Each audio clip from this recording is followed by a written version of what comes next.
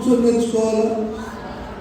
ఆ ఇంటికత్తలు ఈ ఇంటికత్తలు వాళ్ళ మీద సాడిని వీళ్ళ మీద సాడిని చెప్పడం కానీ నేర్చుకోవాల్సింది పరిశుద్ధుల పాదాల దగ్గర కూర్చొని నెమ్మదిగా ఉపదేశాన్ని, క్రమాన్ని, భక్తిని, రోషాన్ని, వైరాగ్యాన్ని, సేవా ధర్మాన్ని, చేసిన విధానాన్ని, పడిన ప్రయాసాన్ని నేర్చుకోవాలి.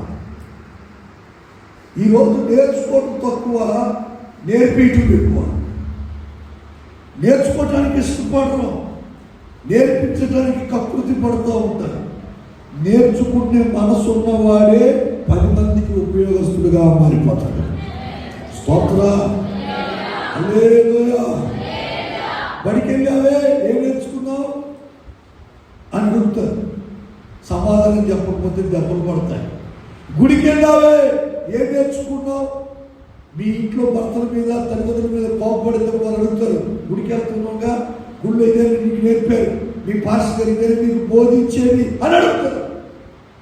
నేర్చుకున్న వారు ఎలా ఉంటారంటే దానికి తగినట్లు ప్రవర్తిస్తారు. స్తోత్ర, హల్లెలూయా.